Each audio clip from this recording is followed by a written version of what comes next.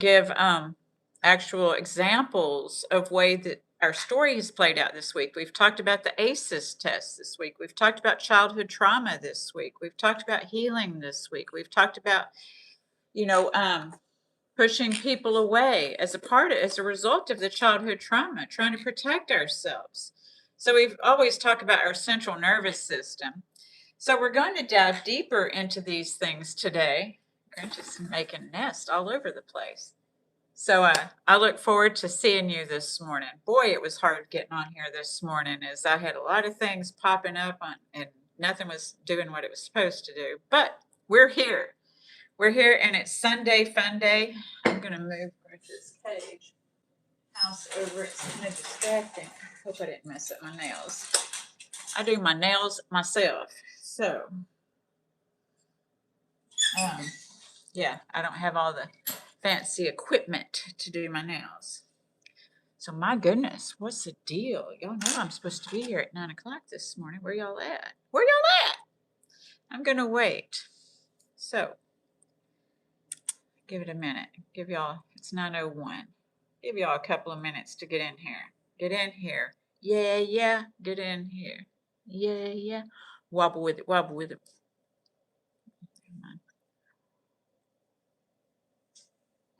I'm a mindset coach. This is what you get.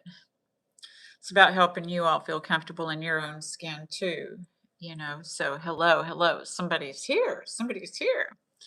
So today our topic is hello. Our topic is why we push love away while begging for it.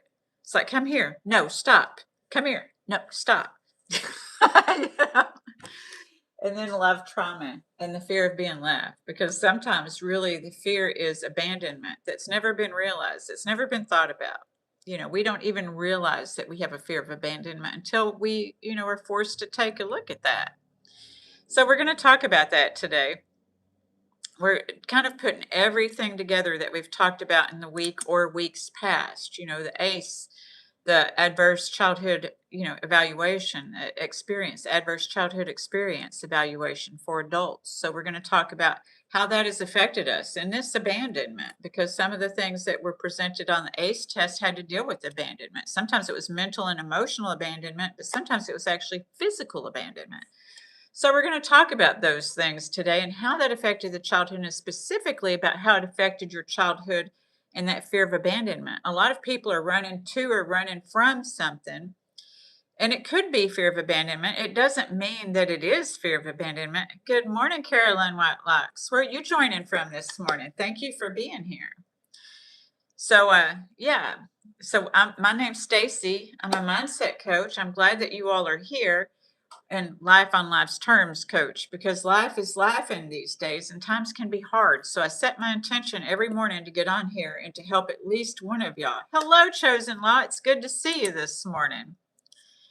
Hello. So our topic today is why we push love away while we're begging for it. I've had a few clients this week that they're like, well, I want more attention from my partner, but when their partner gives them attention, then they're pushing them away, right? Because they're giving them the business. So we talked Friday night about how we can be actually giving people the business. So if you didn't get to see that, I encourage you, if you relate with that, to giving people the business about try to control others' behaviors by pouting. And it's just because, yeah, thank you, Caroline. It's just because we didn't learn to use our words. So we want people to know how we feel, but we don't know how to express it sometimes. And it doesn't mean that we're stupid. It doesn't mean that we're lazy. It just means that we were never pushed to think about these things. So that's why I like to get on here, is to help people think about these things. Because I know I didn't think about these things. I was running on empty, and running wild, as the song says. And so I didn't know why. And until I sat down with a coach, with a therapist, then did I start realizing, we started digging into the reasons why. Because sometimes we just are in survival mode and we don't even know. We think that this is our reality. I know that I also work with a lot of people who are always in a hurry and they don't know why they're in a hurry. People that are anxious about doing things and they don't know why they're anxious about doing these things. And so a lot of times it goes back to the unhealed central nervous system, the fears. And that's where your central nervous system gets activated. Our bodies are designed so intricately that there's so much going on with our bodies that we don't even know. We can't even fathom all these chemical releases. And we talked about that Friday night about how that when, you're in a relationship that's a push and pull, relationship that, you know, you may be giving somebody the business, and that's what our story is going to talk about today. When we get down to story time, I'll give y'all a quick review, and then we're going to get into story time. I have a male story and a female story because there's so many people here. Oh, I know. Me too, Caroline. Me too. But yeah, there's the inner child. If you're older, then the inner child. But if you're younger, hopefully it will help you when you do get older to realize that other people's behavior isn't about you. But when we live in survival mode, we're unknowingly anticipating and strategizing the behavior of others. This is why we feel like we're running on empty. So how we navigate is through healing. We heal so that we get to create, because sometimes we feel like life is happening to us, but it's really happening through us, but we get to participate. You're like really 8. Well, this video wasn't really marked for kids, but you type very well being 8 years old.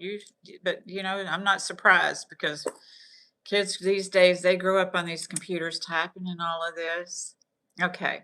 Well, I'm probably not, I didn't put any cuss words in here or anything that's inappropriate, but it's not marked for kids. But I hope this will help you in growing up.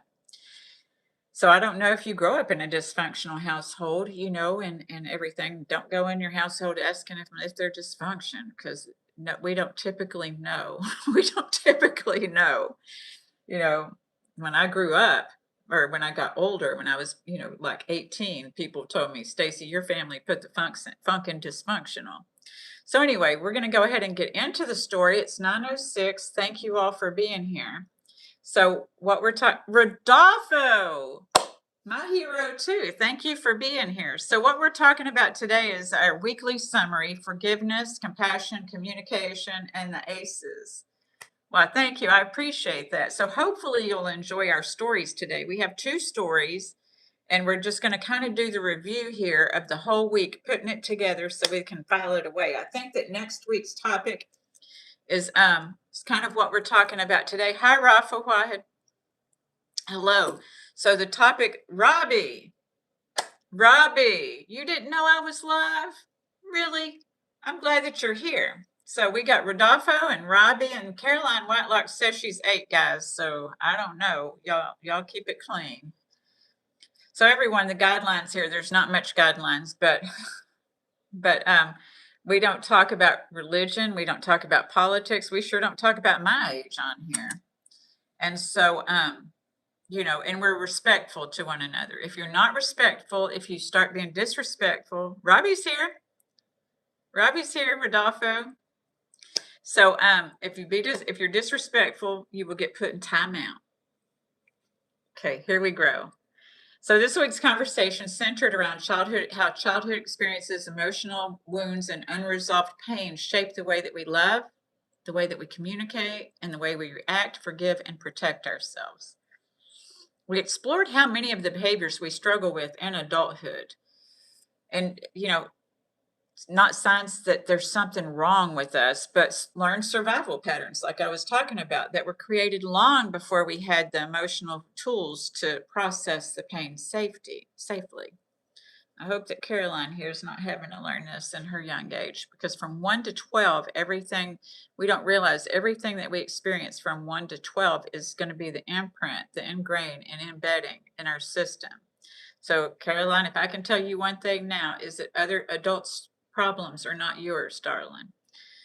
So, Mr. Samavir, it's good to see you this morning. So a major thread throughout this week's Live in Connection was the ACEs. That was the Adult Childhood Experience Evaluation. I'm glad you just checked your phone too. I didn't hear from you. So I would have been terribly disappointed and worried if you didn't come in here today, Robbie. So I'm glad that you're here. So a major thread throughout the week, like I said, was the connection between the adult childhood experience evaluation. Good morning, Angie T. It's good to see you this morning. Hopefully these stories will resonate with you. I'm kind of doing the review from the whole week. Pretty much, Rodolfo, but even when I was talking the other night, remember I was talking about the book, What Happened to You, and about the Romanian orphanage, and about how those babies were just left in that orphanage with, there was a bunch of babies with only 2 people to caretake for all these babies. And so this fear of abandonment, we're going to talk about the fear of abandonment because when, we need that nurturing and bonding and birth, and sometimes when people don't get that, they're always looking to prove their worth and their value because when we get left behind, I know for me as an adult now, I don't know what I felt like as a baby, and I was not abandoned as a baby. This is how childhood trauma works, though, when I'm talking about how we can't heal our wounds through our own children. Like my mother was abandoned, but she had great care. Don't get me wrong, but her mother had her, left her with her grandmother, and took off to run the streets. And so I think mom, probably her codependency and enmeshment was that that was her healing. She didn't want me to ever feel like she felt unconscious, whether it was conscious or unconscious, but I think it was pretty conscious that she never wanted me to feel abandoned. So we go to extremes. We've talked about that. That's pretty normal for us in our pain to go from one extreme to the other, So, but we didn't have the resources. My mom didn't have the resources. In fact, she had a friend, and my grandma used to go in the hospital having a nervous breakdown, because you used to have to have a nervous breakdown back in the 70s. Going to the psych doctors was not cool, I've been told I have an avoidant personality disorder. That could be possible, Rodolfo. Maybe these stories today, if you relate, let me know. But, it would, because I'm talking about the avoidant and the, anxious attachment today in our stories.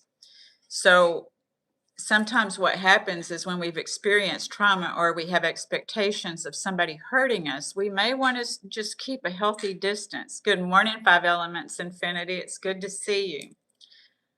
No worries. It's okay. That's why I have notes, is because I value your participation and your comments in here. You all are amazing, and I just love those comments. So that's why we have notes. Never apologize for it. It's all right. So, we're talking about adult emotional responses. The ACEs can include emotional neglect, addiction. If you grew up with a parent who was addicted, you probably experienced emotional neglect because, as I shared the other night, when I was drinking, I wasn't all present either. I got sober when my kids were like 2 and 4. I was present right after they were born, like a lot of parents. But then when I got back to drinking, because I quit drinking while I was pregnant, but when I went back to drinking and when I went back to getting in my own head and feeling like there was no me left, because when you have kids, you really don't know who you are. Blind Brian, you made it too. It's good to see you. The gang's all here. So thank y'all for being here. Good morning and good day to you, 5 Elements Infinity. So the adult childhood experiences thing, like I said on this, is it's adult emotional responses. The ACEs can include emotional neglect, addiction in the home, abandonment, abuse, witnessing violence, inconsistent affection, which causes anxious and avoidant attachment, and shame-based parenting, or never feeling emotionally safe. That can also cause this anxious and avoidant. So these early experiences can dysregulate the nervous system and teach us unhealthy forms of protection, such as people-pleasing, hypervigilance, emotional shutdown, passive-aggressive behavior, fear of abandonment, over-explaining, controlling behavior, distrust, difficulty communicating needs, and self-sabotage. So next week, we're going to talk about, communicating our needs, because we've touched on communication as far as forgiveness, but still not subjecting yourself to patterns of behavior that are harmful. So this week, we emphasize that many relationship struggles are not actually about the present moment alone, like when we're giving people the business or when we're feeling triggered, And so it's usually something that's happened before in our perception of how that happened. So they're often pain echoes from unresolved experience that were never fully processed. As a child, we learned to adapt. We didn't know how to process these things. So this is where our survival skills come in. So forgiveness was explored not as a weakness or excusing harmful behavior. The forgiveness is to give ourselves the power back, not to give the other person the power back. You're not supposed to say, I forgive you, and get back in the ring with some BS. I said BS because she said she's 8 years old. So, as liberation from carrying pain that keeps us emotionally trapped. So, we discussed how some people continue punishing others long after apologies because the nervous system still feels unsafe. Saying that if I'm working with somebody who felt rejected by somebody before, they may say, I want to feel closer, but then they're still rejecting that person because they're not over the pain yet. And that's their job to get over the pain. The other person can't fix the pain. The other person can be nice and compassionate, but they can't fix it because it wasn't their pain. Just like our pain's not our kids' pains until we give it to them.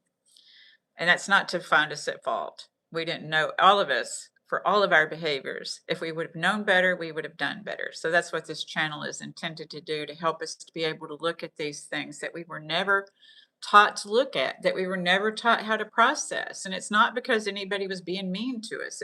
We can't empower ourselves by blaming someone else. It's just because we can now. It's because we can. So here we grow. So true forgiveness, like as with boundaries, begins with self-forgiveness, having boundaries with ourselves. We talked about boundaries last week, that they start with yourself. So does forgiveness, self-awareness, and nervous system regulation. Because a lot of times when our nervous system isn't regulated, we just don't know that it's not even regulated. We're living fast.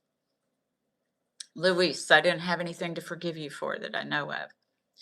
So, compassion was framed as the ability to humanize both ourselves and others. And when we understand that people can often act from pain, fear, insecurity, addiction, or emotional immaturity, we can stop attaching another person's behavior to our worth. That's not saying, say, I forgive you because I've done this. Saying, I forgive you when we've dealt with these experiences, because if nothing changes, nothing changes. And even though you may want to change, they're still going to behave the same and do.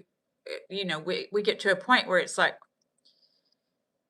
do I need to do this anymore? Do I find this attractive? Do I want a person in my life who isn't working on their wounds? Because I want to grow, and it's very hard for you to grow and someone else not to grow. But there are ways that you can. I'm not an expert in that because I'm a coach. I'm not a therapist or a psychiatrist, and I don't even know that they can either, because I have people come to me that have been to therapists and psychiatrists and still struggling. So I don't know. So compassion was framed. I'm not saying that I couldn't help them. I just know that sometimes people go to therapists and psychiatrists and they talk for an hour with no resolution.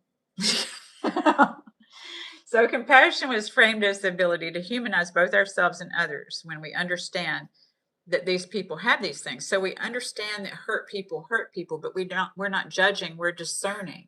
And when we consider ourselves and our boundaries with ourselves, what do I want?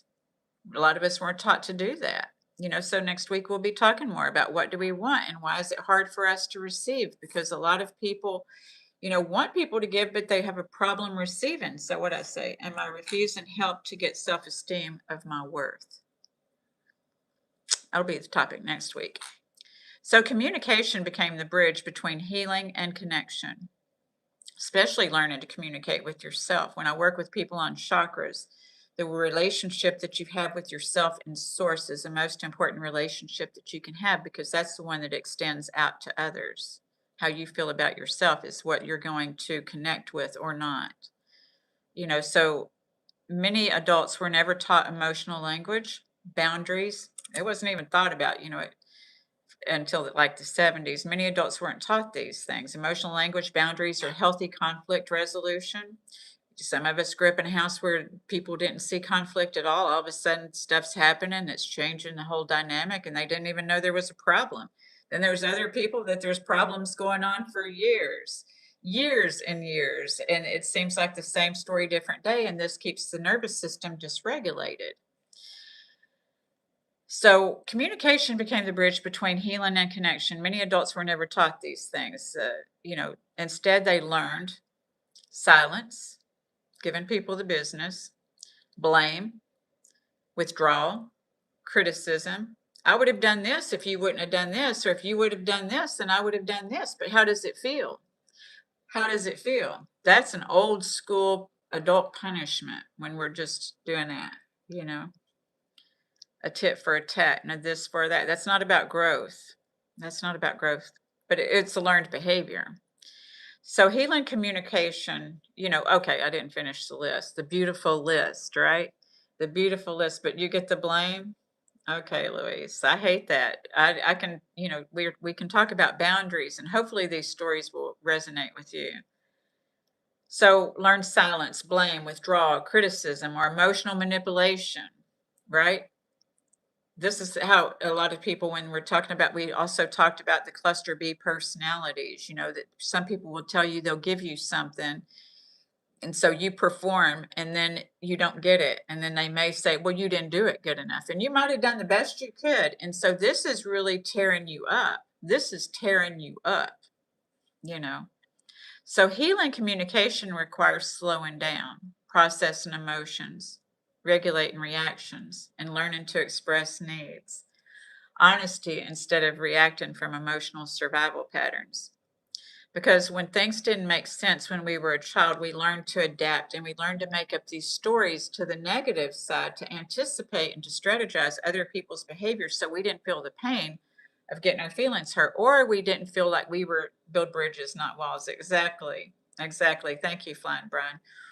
So human beings' biggest fears are not getting what they want or losing what they have. So as children, we wanted approval. We were worthy of approval. You were born worthy. I tell y'all that. I'm not trying to coach people into becoming something new. I want people to realize their value and their worth that you were born with. Because when we were born, we didn't know. And sometimes we've talked about through this about the transference of anger and the transference of guilt.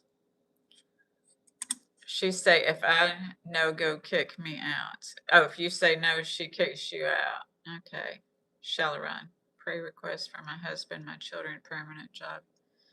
Prayers to you, Shalaron. Louise, she lost it and never went. Yeah, she doesn't have emotional regulation. Louise, try to stay to the end of this. See if you relate with the stories and the healing involved, and do the breathing exercises, because sounds like you could really use some breathing exercises. So how ACEs feed into this conversation. I don't know if any of you are familiar. This is something they do in America, the ACE evaluation. And it's, they've realized that I've got a book called The Body Keeps the Score, that childhood trauma still will reside in your body, Rodolfo. So we learn to adapt to things. And so a lot of times that leads to shallow breathing. This book starts, The Body Keeps the Score, with people. He starts off with the PTSD and the Vietnam veterans. And then he goes on to get into children who have experienced these childhood traumas and the ACE evaluation. Same with the What Happened to You book by Oprah Winfrey and Bruce D. Perry. And when you go to the doctor, instead of them saying, what's wrong with you, if they ask what happened to you, we would get to know a lot. And I love that Gabor Mate talks about a lot of these things. Now, there's things like I wouldn't be like, the problem is not addiction, because if we got addiction, for me, it helps me to know that I have an addictive personality. But yeah, see you later, Stacey. I'm stepping aside. You have a lovely day too, Five Elements. Okay. It's later in the day for you, I think, Louis. Yeah, I get anxiety because of no breath, but people know like when you do that, because when you say that, it sounds patronizing. Yeah, you just have to take care of yourself, because you can't tell people what you're going to do to take care of yourself, because they aren't in it for you to take care of yourself. They don't know. They're not trying to be mean to you, because we're not talking about villains and victims. I don't want you to be a victim. But the thing is things do happen. Things do happen and people are victimized. So what I'm talking about is not ignoring your pain. But what I'm talking about is not letting that pain continue to run your life. If you're afraid of abandonment, heal that wound of abandonment, and it's going to take another person to help you have the compassion and empathy that you won't keep performing the same behaviors so that you don't get abandoned. So we're going to talk about these stories here.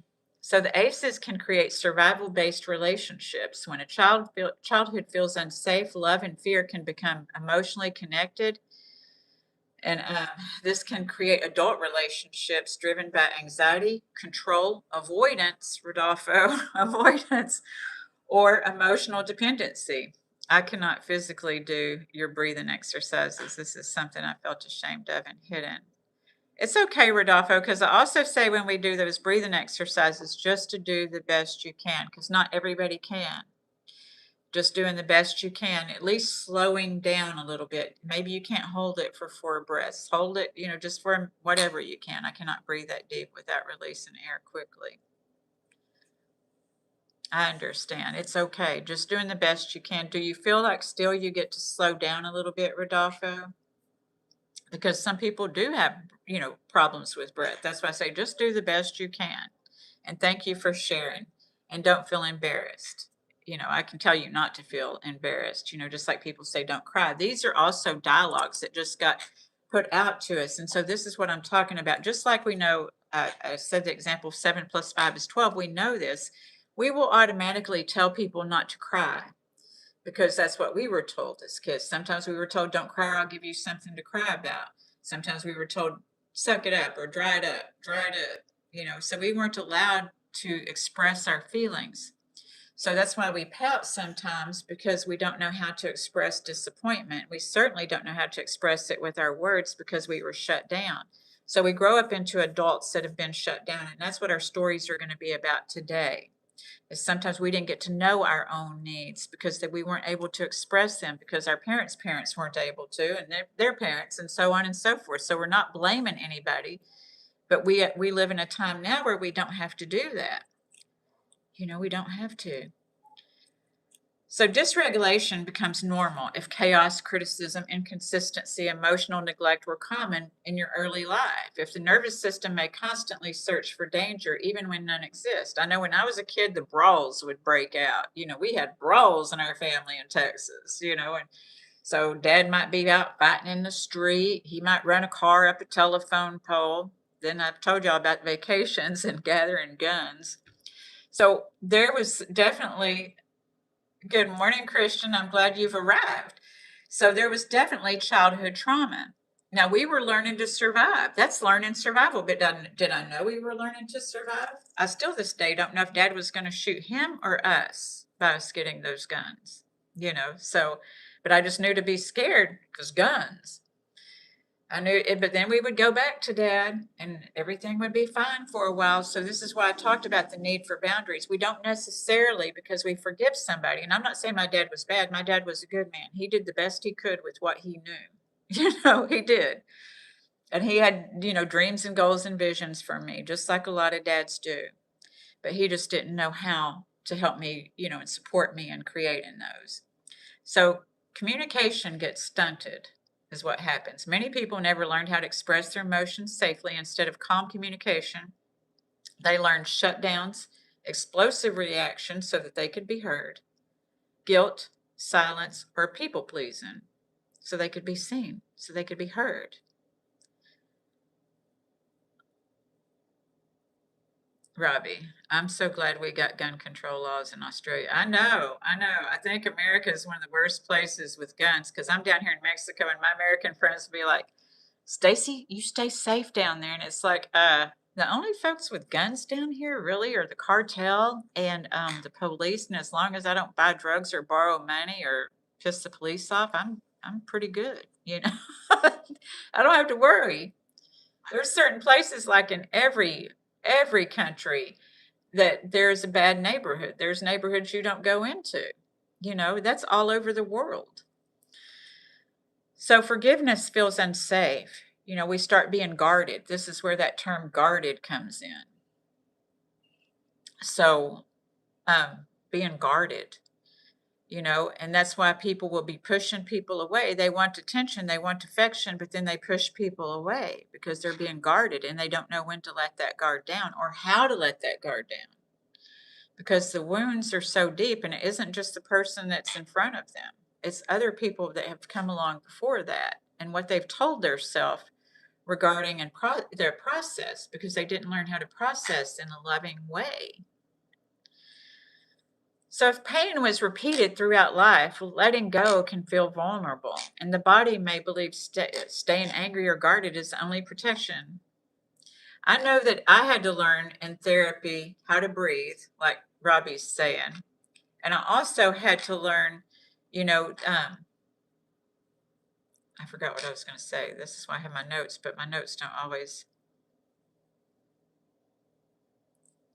Oh, well, it will probably come back. So compassion begins with understanding our wounds, not somebody else, what they're doing to us, about understanding what is this doing to me?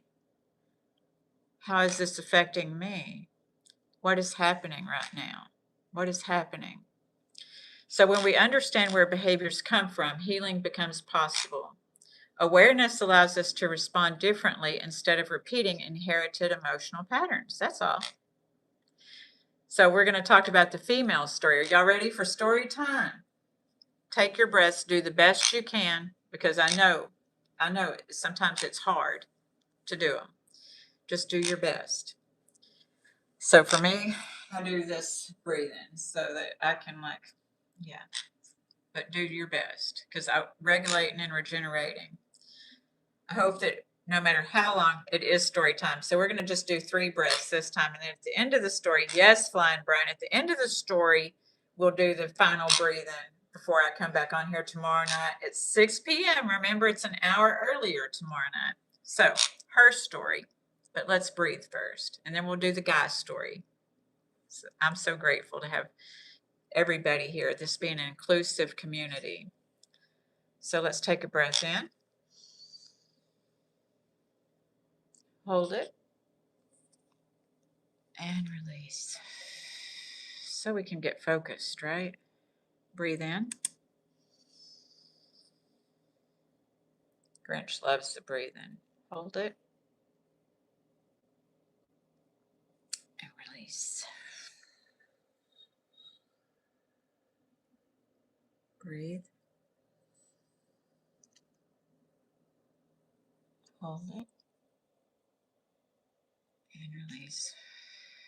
Do you ever notice, though, when you get like overwhelmed or whatever, we go, and that's a sign already that we need to let off steam. Sometimes I cry just when I'm overwhelmed. I'm not mad at anybody or anything else. It's just that if I have so much to do and I'm trying like everybody else to do all this stuff, and I get overwhelmed, sometimes when I finally am done, and maybe things have gone my way, maybe they haven't. When I'm done, I sometimes just need to cry. It's not about blaming anybody. It's not about doing any of that. It's because I can. Good morning, Ramon. I think you're going to love my stories today. We're about to get started. You're just in time. Just in time. So this is her story, learning she was the prize. Many of the women that I work with that are single, that have anxious attachment, Rodolfo, they have to learn that they are the prize and to quit chasing. So here we grow. She always felt different. As a child, she carried more pain than most people could see. Her home life was unpredictable. Crying is a good way to release some pent-up energy. It absolutely is, Flying Brian. Thank you. As a child, she carried more pain than most people could see. Her home life was unpredictable, emotionally confusing, and often lonely. She learned early that love could disappear without warning, and that emotions were something you survived, not something you talked about. By the time she was older, her nervous system was constantly on alert. She struggled focusing in school, often daydreaming or worrying. Thank you, Amun. This is the Grinch. She compared herself to other kids and wondered why everything seems easier for them. She felt too much, emotionally, yet invisible at the same time. Without realizing it. Good morning, Kim. The Grinch. Yeah. Without realizing it, she became skilled at survival.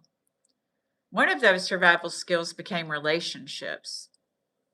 When someone loved her, desired her, or chose her, she felt valuable. Relationships became the place she borrowed her self esteem from. She poured everything into her relationships, her time, energy, loyalty, identity, and worth. That's right. You did get tear ducts for a reason, Robbie. We all got these tear ducts. We're supposed to be using them. When we get either, we can be touched by, something that's beautiful, birth, touching, these kind of things. And we can also be moved with emotions of sadness and grief. And that's our tears. And then there's stuff in between, the laughter. Sometimes we laugh so hard we cry. No, Grinch plucks, Angie. Grinch plucks. He's a basket case. He's not stressed. Obviously, he runs his household, but yeah, he just picked it up, and it's a bad habit. So when someone loved her, desired her, chose her, she felt valuable. Hello, Dawn. Welcome. We're in the story, so I hope you're going to relate. That we're doing the female story first, then the dude story, the guy story. So when someone loved her, desired her, or chose her, she felt valuable. Relationships became the place she borrowed her self-esteem from. She poured everything into them, her time, energy, loyalty, and worth. Ah, well, I'm glad you can cry now, Rodolfo, because it's healing to cry. It's watering our souls so that we can grow. And when we can let the yucky stuff out, we can let the good stuff in. See? When relationships ended, usually long after they should have, they went past the expiration date, she felt shattered. She felt lost, abandoned, like she no longer knew who she was. And a few months after one painful breakup, she met someone new. The connection felt electric. He admired her constantly, texted her all day, bought her extravagant gifts, and made her feel special in ways she'd longed for her whole life. She thought maybe this was finally love. But he had wounds too. He needed admiration as much as she needed reassurance. At first, they were inseparable. The intensity felt comforting to both of them. But after several months, things shifted. He began noticing how anxious she became when he wanted space. The more she reached for closeness, the more he pulled away. He started teasing her about little things, the way she talked, the way she reacted, the things she cared about. I love that song. I love me some Smokey Robinson. Oh, it's all right. Don't apologize, Don. I hope that someday you can get out of there. I really do. Then you'll be at peace. There's no price you can put on peace, darling. Peace. Those threats are horrible. I hate those threats. He began noticing how anxious she became when he wanted space. So the more she reached for closeness, the more he pulled away. He started teasing her about the little things, the way she talked, the way she reacted, the things she cared about. When she became upset, he ignored her. He just like. Then once she became quiet and defeated, he would return with flowers, expensive gifts, apologies, and affection. That push-pull, right? So the cycle repeated itself over and over. The longer they stayed together, the worse it became. He started seeing other women. He threatened to take away the gifts he had once used to make her feel loved. I know, right, Brian?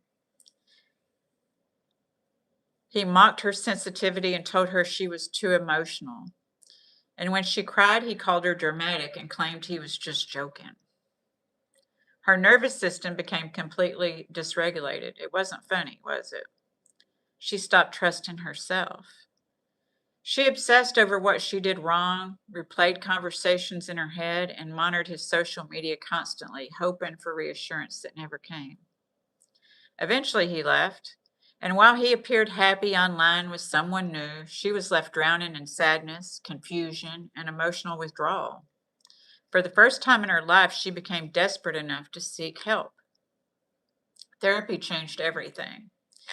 There she learned about attachment wounds, childhood trauma, nervous system dysregulation, and codependency.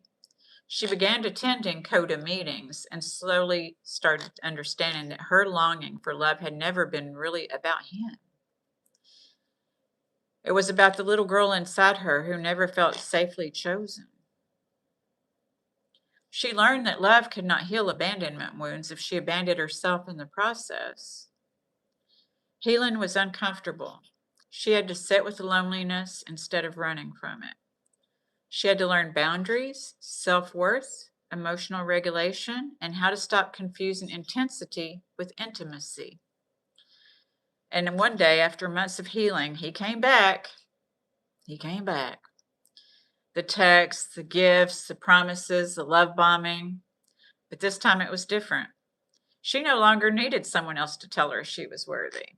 She had support. She had awareness. She had herself. And for the first time, she chose not to go back because she finally understood that love was never something that she had to chase. She was already the prize. You know, when I'm working with women and they get tempted because when they have a date and then he texts in the morning and he texts at night, you know, girls love that. But then if he forgets to text and they're like, oh my God, I'm like, just give him time. Maybe he got busy. You don't need to freak out. Or if you want, you can text and say, hey, how you doing? But you don't have to freak out. That anxious attachment does that. And sometimes people in the beginning of relationships will text or, you know, all day long. And then, you know, after, you know, they start getting to know each other, they don't need to text all day long because they've already getting to know each other. And so this is the way I think that the guys see it, or, you know, if it's a guy that's anxious, he might not see it that way. But a lot of times that's the way people see it is, okay, we are getting to know each other. We don't need to text all day. But then she may get anxious and then she's like all pissed off because she don't know what he's doing. And that's control. I had to learn myself in codependency that when this is happening, it means that I'm trying to control things. I have schizotype personality disorder and I thoroughly enjoy myself. What a great life. Well, that's nice, I. So I tell my girls, text me. Don't text them. Text me. Remember, you are the prize, you know, and because we are. And the guys are too. Remember, and you are the prize, not depending on your worth to come from somebody outside of yourself. Learning to trust yourself that you are the prize rather than looking for somebody else to validate that you are the prize. Okay. So I hope that was helpful. Did anybody resonate with that one? Now we're going to his story. Learning safety through connection. So I don't know, Rodolfo, if you'll relate with this or who will, but he grew up believing his worth came from taking care of everyone else. As a boy, he learned to stay quiet about his feelings. Other people's emotions always seemed bigger, louder, and more important than his own. So he became dependable, responsible, and emotionally self-sufficient. Brian, I'm so old. Back in my days, we still sent letters. LOL. The waiting was painful at times. It was. It was. I got stories about letters in middle school. Like I was like Ali Sheedy in the Breakfast Club. And when I was in middle school, I didn't think I was very cute, pretty attractive, you know, but I had a lot of guy friends. I didn't trust girls so much. I had a few girlfriends, you know, that I really liked, but I liked guys. I was boy crazy, you know, but and so what they would do is they would let me wear their rings all day in school if I let them read my letters. So I would let them read my letters because they were curious about what girls wrote, you know, in classes. So I would get to wear their ring all day in school and then have to meet them at the bus stop after school so I could give them their rings back. It was funny. Okay, back to the story. He grew up believing his worth came from taking care of everyone else. As a boy, he learned to stay quiet about his feelings. You know, some dads impose that. You know, other people's emotions always seem bigger, louder, and more important than his own. So he became dependable, responsible, and emotionally self-sufficient. We call middle school primary school. Oh, we call primary school like pre-K to second grade in America. Flying Brian, right? So As a boy, he learned to stay quiet about, okay, I already read that. So he silently suffered. A lot of people are silent suffering and don't even know I'm a silent suffering. That don't mean exploding on people, though. We have to learn regulation. So, we'll get to that. He learned how to anticipate needs, fix problems, and carry emotional burdens without asking for help. Remember, next week we're going to talk about how to learn to ask for help, not to attach your self-worth to not receiving help. Then he met her. She was vibrant, expressive, funny, and full of life. Her openness fascinated him. Around her, he felt alive in ways he hadn't experienced before. Her energy pulled him out of his shell and made him feel seen. But underneath her joy was deep pain. She didn't fully understand herself. When she became hurt or overwhelmed, she slammed cabinets, threw things, or shut down emotionally. Sometimes she would sulk for hours or days. Good morning, George. Rodolfo, you were the good sport type girl, Stacy. Boys love that type of girl. I know they used to tell me, Stacy, you're low key, because I would be observing stuff even as a kid. Of course I was. I was anticipating and strategizing, but I was also curious and observing. So I would be always observing things. Giving the business. You know, Kim, you know about giving the business. I know about giving the business too. So yes, she would sulk for hours or days, expecting him to know what was wrong without communicating it. Given to business. At first, he tried to fix everything. He over-explained, he over-comforted, he over-functioned, he blamed himself for whenever she was upset. But eventually, the cycle exhausted him. He began withdrawing emotionally, waiting for her good moods to return while shutting himself down during conflict. The relationship became confusing. She desperately wanted closeness. I know, he don't know. He don't know. That we have to learn to use our big girl words. We'll get to that. She desperately wanted closeness, but when he offered affection, she sometimes pushed him away. Her nervous system longed for safety but feared vulnerability at the same time. Neither of them fully understood their wounds. But unlike many couples, something important happened. Instead of continuing the cycle blindly, they chose help. She entered therapy first, and she began unpacking buried childhood wounds and emotional pain she could barely remember. She started recognizing how her reactions were connected to fear, abandonment, and dysregulation. He joined therapy too. For the first time, he learned that constantly rescuing others while neglecting himself was also a trauma response. I can't say anything. I see Jace. Robbie's here too. That's what Capricorns do, sit and observe. I know I'm a Capricorn. You're a Capricorn. My best friend is a Capricorn. Maybe this sounds familiar. So, yeah. So slowly, they learned healthier communication. For the first time, he learned constantly rescuing others was neglecting himself and was also a trauma response. No one is easy. The point is to understand, right? Right. It's hard. It's a hard, tough life out here, but we're laughing. We're doing it. We're doing it. Slowly, they learned.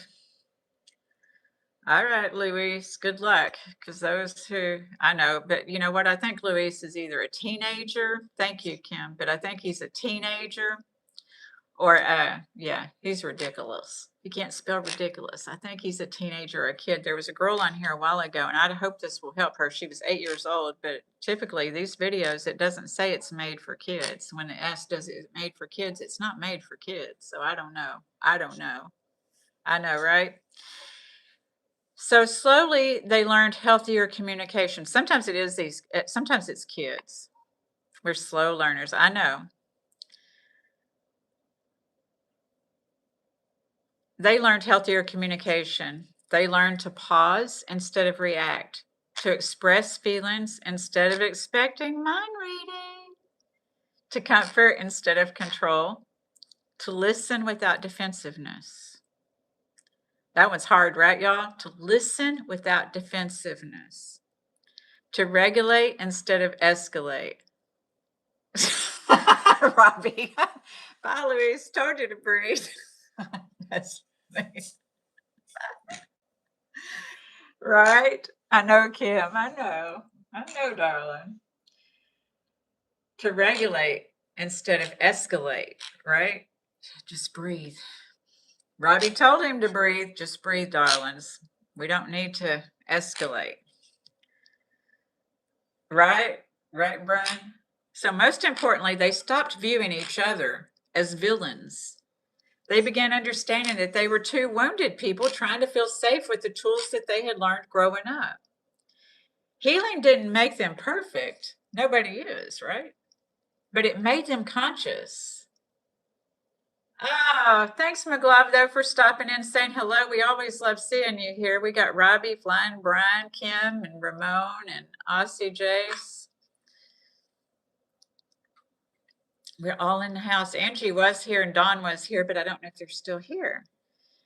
So healing didn't make them perfect, but it made them conscious. And consciousness created compassion, right? And over time, they realized something beautiful.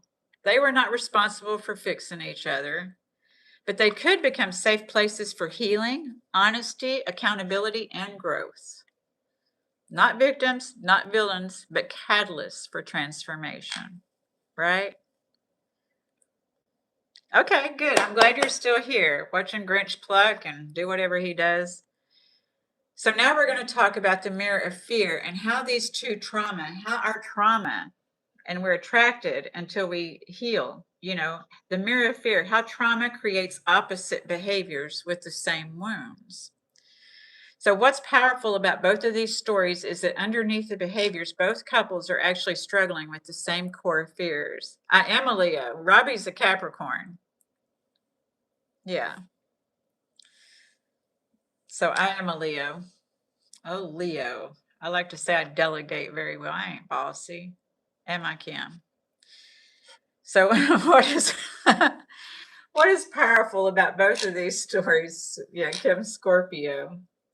You don't hurt Scorpios. Sting. Lions roar. Pisces, yes. Gently bossy. I like that, gently bossy. I like to say I delegate, but gently bossy is cool too. So what is powerful about both of these stories that underneath the behaviors, both couples are actually struggling with the same core fears. See, this is why everybody's a reflection. What is talking about the mirror. They were both struggling with, whether it was the male or the female, the fear of abandonment. And they're partners, the same thing. Fear of not being enough. This is how people's survival skills come out. The fear of emotional safety. The fear of being unseen, unheard, or unloved. So the behaviors look different on the outside, but internally their nervous systems are reacting to the same survival moods. One's shutting down and one's fighting. Sagittarius, Flying Brian. My daughter's a Sagittarius. So one person clings, the other person pulls away.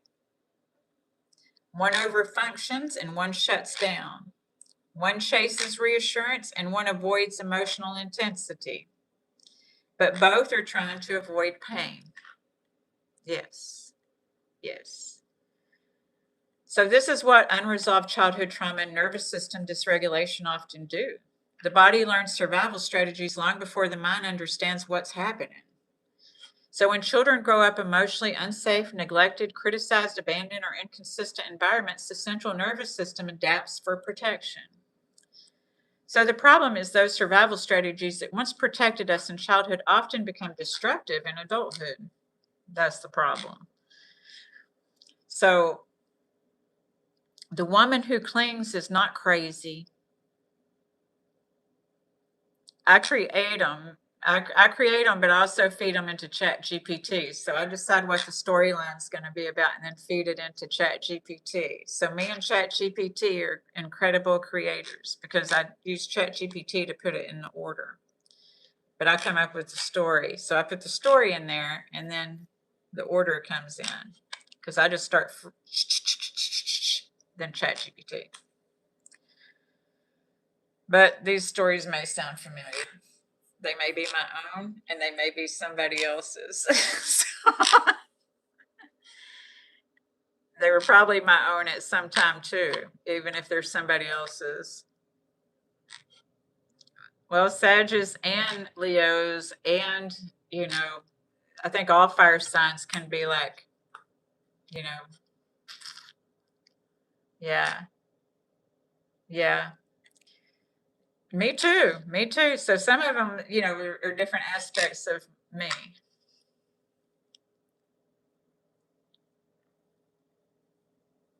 Blind Brian, I know. I'm a Leo and I can be too. I talk to Kim. I have to sometimes like process things before I say things because I might hurt somebody's feelings. Sometimes I come out with the cold, hard facts. My glove, the only bills would pay them. So if only bills would pay themselves, my goodness. Virgos worry warts. That's me. Yes, Virgos do. They are always trying to anticipate and strategize. That's just built in, whether they experience trauma or not. I think that's a Virgo thing. I think we can all identify with most of these stories. Thank you, Robbie. I think so. So the woman who clings is not crazy. Her nervous system learned that closeness equals safety and distance equals danger. So when someone pulls away, panic rises in her body and she grasps tighter, trying to stop the abandonment fear that she fears is coming. I love this group. Y'all are amazing. Your nerves are terrible and you're sensitive. I know, darling. Rodolfo, Cold Hard Truth by George Jones. I'd heard that saying growing up, but even coming from Texas, I don't listen to that much country music. Not that much country music. So I was I grew up on Elvis Presley, and there was some Conway Twitty and things like that in there. But yeah, you keep strong too, my glove. So the man. Let's talk about the man. Thank you, Angie. So the man who withdraws is not heartless. His nervous system learned that emotions are overwhelming, unsafe, or impossible to fix. So when conflict rises, he disconnects emotionally to calm the danger inside of himself. Both are afraid, and ironically, the very things they do to try to avoid abandonment often create it. The more one partner chases, questions, panics, or seeks reassurance, the more overwhelmed the avoidant nervous system becomes. The more the other shuts down, disconnects, criticizes, or distances, the more panic and insecurity rise in the anxious nervous system. So both people feel unsafe, both people feel misunderstood, and both people feel emotionally alone. And both often believe the other person is the problem without realizing they are dancing in mirrored survival patterns. Thank you for the thumbs. One fears, please don't leave me. And the other fears, please don't consume me. Both are trying to regulate fear through control. Control through closeness, control through distance, control through fixing, control through silence, control through reassurance, control through avoidance. But control is not safety. Safety comes through regulation, awareness, communication, boundaries, accountability, and healing. It isn't going to just happen. This is why the breath and nervous system regulation matters so much. Being able to regulate your nervous system. Because as a child or as a person, when you got in trouble, thank you, Ramon. When you got in trouble, we went, or when we saw something dangerous, we went. And so that caused to take our breath away. So we learned to walk on those eggshells. We learned not to rock the boat. We learned to adapt, survive, so we didn't breathe as fully. That's why we breathe all the way into our belly. I know, and don't do it if it hurts. But in the book, The Body Keeps the Score, he suggests that as well, because as children, when we were born, what do? We get smacked on the butt and we breathe. So as children, I don't know about y'all, but I got some of those pictures. I was at the swimming pool and my belly was sticking out there. I was probably part waterlogged, but I just didn't care. My belly be sticking out there, and I was just so we don't care. We're more uninhibited. But as we start trying to fit into things, we become more inhibited and afraid. So when we are shallow breathing, panicked, angry, emotional, flooded, or shut down, the brain literally cannot think expansively. Your brain loves oxygen. This is how we get to our divine mind. This is why people are meditation. Breath is a part of meditation, is to get to that divine mind. We lose access when we're not breathing. We lose access to curiosity, compassion, creativity, and problem solving because we're just trying to strategize. We're not trying to navigate. So curiosity lets us navigate. Flying Brian, after I was born, even the nurses lined up to give me a smack. Right? There you go. So we entered survival mode, and flight, fight, freeze, or fawn. And from survival mode, we say things we don't mean. Sometimes we react impulsively. We shut down emotionally. We become suspicious. Cling harder, withdraw deeper, or create stories in our mind that reinforce fear. Obsessing, reinforcing fear. So the body will believe it's protecting us. But unresolved fear often recreates the very pain that we're trying to avoid. Right?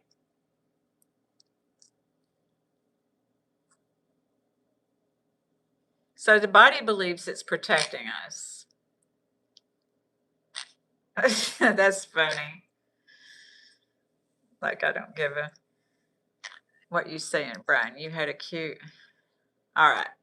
So the body believes it's protecting us, but unresolved fear often recreates the very pain we are trying to avoid. This is why healing is not about blaming ourselves or another person. It's about recognizing my nervous system learned survival mode before it learned safety. Healing begins when we slow down enough to notice the pattern instead of becoming the pattern. When we breathe deeper, we create space. Set space to respond instead of react. Space to communicate instead of punish. Space to comfort instead of control. Space to recognize that the frightened inner child inside both people is often asking the same question in different ways. Am I safe? Am I loved? Will you leave me? Do I matter? The beautiful part is this: awareness changes everything. Once people understand these mirrored patterns, healing becomes possible because they stop seeing each other as enemies and begin recognizing the wounds underneath the behavior. And from there, compassion can begin. So, there we grow. I hope that these stories were helpful today to help you to understand there's not a victim and a villain. There's just two wounded people. And that healing isn't, there's not a plateau to where we can grow in our healing. That's why curiosity is so important in this adventure called life. Is because sometimes these old tapes, these old wounds are embedded and ingrained so deeply. Thank you, Rodolfo. Sometimes they're embedded so deeply that we can't even see them. Thank you, Flying Brian. Sometimes we can't even see what's really happening here. When we're in that trauma mode, it's like red alert, red alert, red alert. And we can feel that red alert, or we just shut down and be like, well, this is the way my life is. This is just the way that it is. So many layers, Angie. But that's an adventure. And the more that we cry, the more that we heal, the more that we start living inside of our bodies and living inside of our souls. Thank you. Thank you, Robbie. The more we start living inside of our bodies and our souls and being more conscious, instead of running with our wounds, being more conscious of what's really going on with me right now, rather than trying to micromanage other people and control them so that we feel safe. Because that's typically what happens, is that we try to control other people so we can feel safe. Yes, Free Dead Tree, embrace the human experience. because perfection, we are all perfectly imperfect, and that's the beauty of life, is the different colors, the different textures, the different sounds, it's just nice to have those. And when we get to grow to learn what we want, the differences don't affect us as much because we know to navigate towards what we want rather than to strategize. So I hope this was helpful, you all. Hope this was helpful. And I hope you all are going to have a super Sunday, and we're going to breathe. And just like I say, do the best that you can, Ramon. I know, Ramon. The struggle is real. The struggle is real. But everyone's on a healing adventure, you know, and it's going to be all right. It is. Okay, Rodolfo, I'm on here. I'll be on here tomorrow night and Friday night. So the PM ones are Friday night and Monday night at 6 p.m. Central Standard Time. You're in Houston, so you're on Central Standard. So 6 p.m. tomorrow night, I'll be on here, and Friday night. Then on the morning ones, I'm on here at 9 a.m. Sunday and 9 a.m. Wednesday.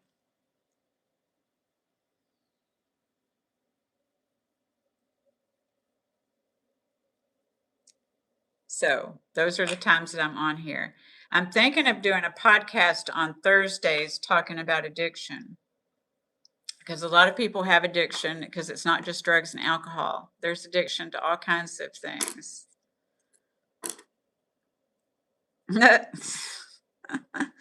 He ain't gonna, Ramon. He's got his own world. I hope Don can someday get out of there. I don't usually typically tell people to go anywhere, but what a mad crew to spend my Sunday night. And I've totally enjoyed everyone's inputs tonight, especially your story. Oh, thank you, Robbie. I appreciate that. I thank you. I thank you all. I'm so appreciative of you coming and spending your time with me. And I love your input and everyone's input. And I'm so glad that y'all are here. We're building quite a lovely community here. And I love it, you know, because it's just amazing. It just makes me so happy. So thank you all for being here and spending your time with me. If you haven't subbed yet, thank you, Angie. If you haven't subbed yet, I encourage you to sub. And I just thank you so much for being here. If you need one-on-one help, well, if you're not going to do anything about stubbornness, then don't complain, right? Yeah. It's early morning there.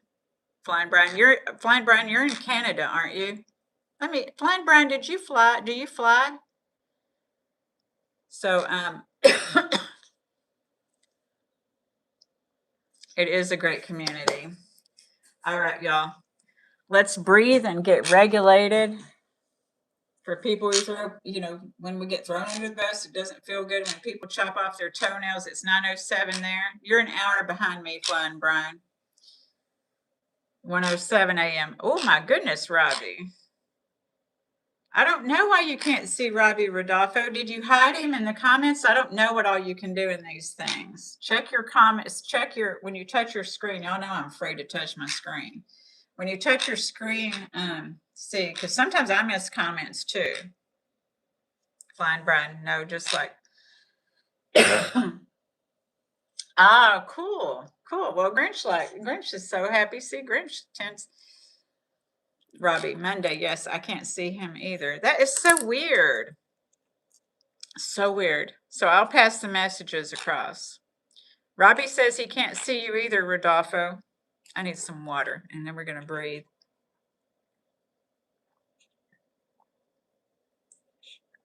Get hydrated, then we're going to get regulated and regenerated. Here we grow. What's that say? Flying Brian. Birds' lives matters. They sure do. Grinch loves the breathing. Grinch is in position. Y'all ready for this? Boom, boom, boom, boom. Here we go. Take a deep breath in. Hold it. Do the best you can. And release.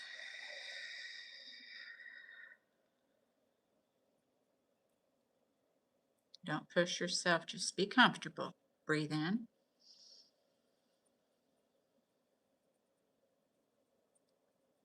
Hold it.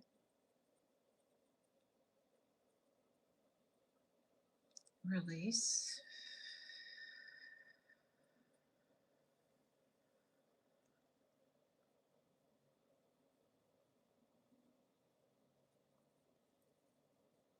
Breathe.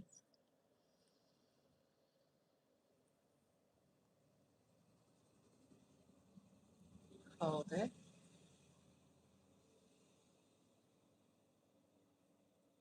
And release.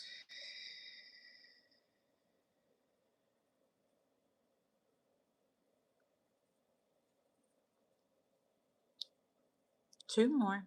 Breathe in.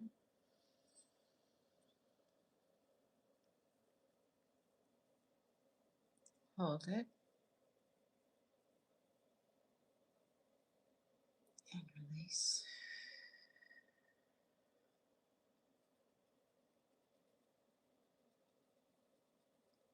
Last one. Breathe.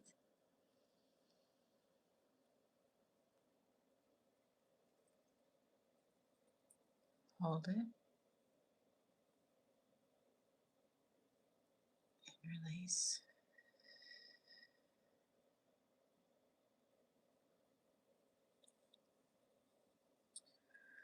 All right, all right. You take care too, Flying Brian, and be safe. You are very welcome. It's always a treat for you to be here, so thank you. Dawn retracted her message. You listen to air going into your lungs. Yes, Grinch loves the breathing thing here. I hope you all were able to breathe with me. Hey, Dawn. The Grinch loves y'all too. The Grinch feels like this is a safe place, and I hope you all feel like this is a safe place because that's what we're creating in this community, and it really does my heart good to see you all here each time that I get to meet with y'all. So I want to thank you so much. I appreciate you, and I hope you're going to have a super Sunday. Robbie, it's Monday for you, right? I know what you meant. Monday for Robbie. That's what's so cool here is that some people, because 1:07 a.m., it's already Monday in the Aussie land. So, all right, y'all. Just breathe, darlings. If you get triggered, just breathe. Y'all take care, okay? A song, Billy Strings, Away from the Mire. Aw. Hey, Pam. I was wondering if you were here when I saw these thumbs going up. That's different because it doesn't do the hearts anymore. I'm glad you were able to jump in with us, Pam. So, yeah, you missed story time, Pam. Maybe you can catch the replay. And we breathed too. Did you get to breathe with us? Kim, Ramon, thank y'all for being here this morning. Don, Robbie, Flying Brian, as always. McGlove had to leave. Rodolfo, thank you for being here. I'm glad this was helpful. I don't know if Rodolfo is still here, but anyway. Yes. Congratulations to Pam on 1K. Huh. Yeah, there were no hearts today, but I've noticed there's not as many hearts. And I like, bye, Rodolfo. I'm glad you were here. So, yeah, I noticed on TikTok too. Y'all, I'm on TikTok on Tuesdays and Thursdays. No, I still don't see any hearts. Ramon, no, ma'am. Thank you. Did you breathe, darling? Ramon, did you breathe? Y'all breathe. Have you a super Sunday? Super Sunday, Sunday, Sunday. Alrighty. You're still holding your breath. My mama used to say, don't hold your breath when I would be asking for something or want something. It'd be like, don't hold your breath. I didn't. Time to get moving. Enjoy your day too, Flying Brian. I'm going to get moving also. Y'all have a good one. See y'all tomorrow night at 6, okay? 6 Central Standard. Oh, wow. Yeah, I was pushing the hearts now. No, the hearts ain't showing up at all. The thumbs up are showing up. Okay, Ramon, I'll be looking for your text. The thumbs up will be showing up, but the hearts ain't showing up. Yeah, there goes the thumbs up. I see the thumbs up, but you're very welcome, Angie. Thank you for being here. I will talk to you later too. Yes, Robbie. Good night. Rest well. All right. Oh, that's cute, Angie. Thank y'all so much. See you tomorrow night at 6 p.m. See you later, Pammy. And Ramon, I'll be looking for your text. All right. Bye, y'all.